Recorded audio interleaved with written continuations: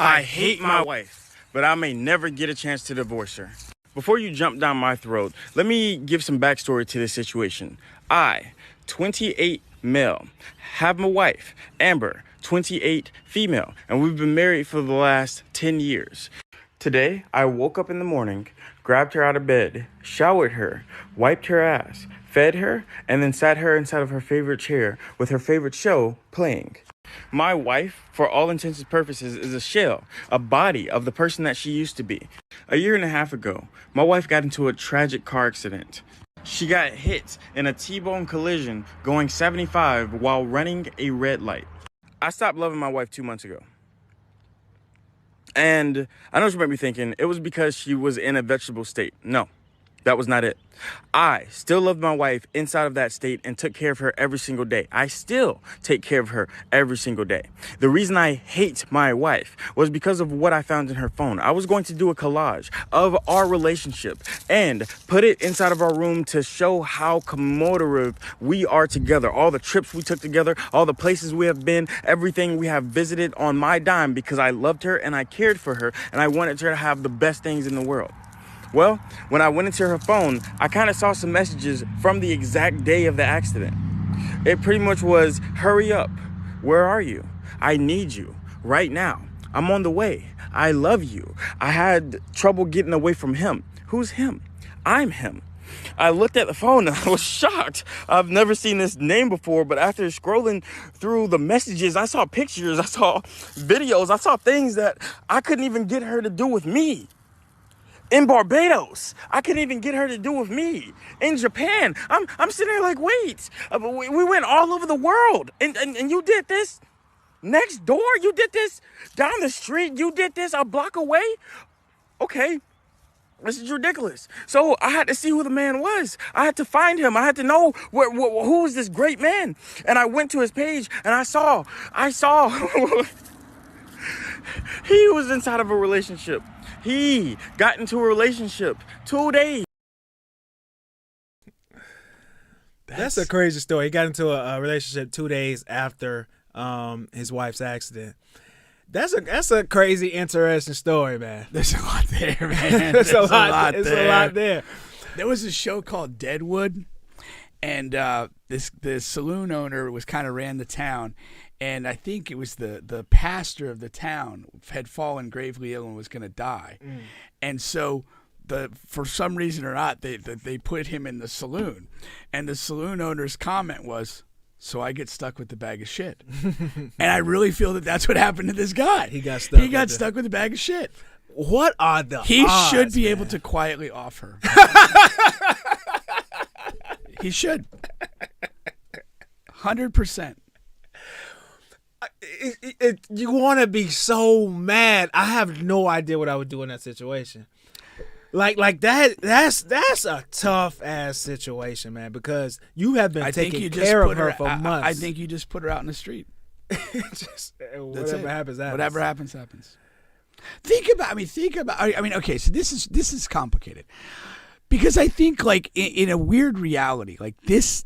Not the accident and the take care, but this whole like you really don't know what your other person is doing. Yeah, you really don't. That like you have no fucking clue. Yeah. And you kind of have to like accept that as a reality or it'll drive you crazy. Yeah. And so like that's a big thing about where we are.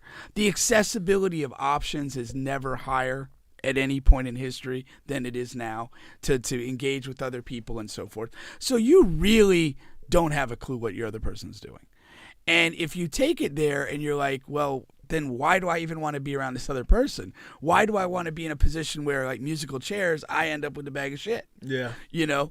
And it kind of goes to that whole, the theme we've got. Like, what is the value of these relationships that people get into? You know, if you're in a relationship, my thing is a lot of times people get into relationships, they almost inevitably reach a point of being unhappy in them.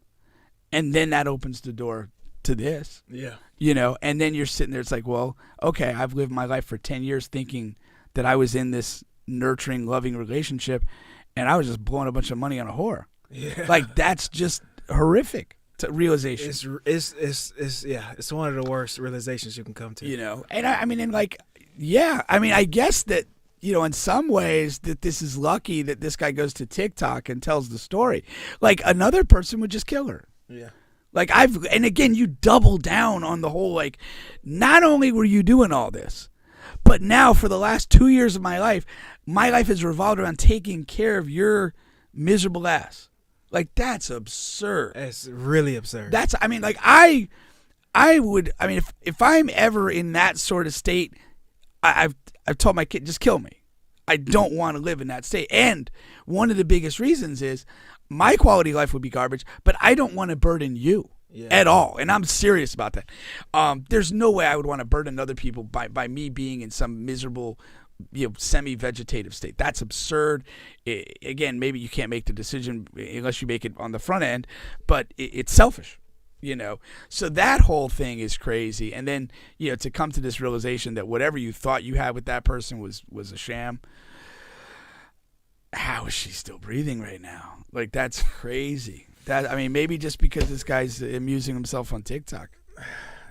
I guess so, man. But why? I have no idea. Think about like that. The guy at Virginia Tech who found out that he got a blowjob from a dude, like, murdered him. Yeah.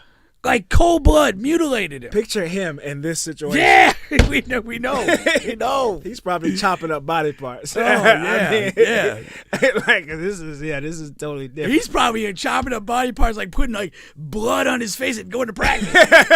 Coach, I'm ready. Kickoff coverage, I'm there. I'm there, man.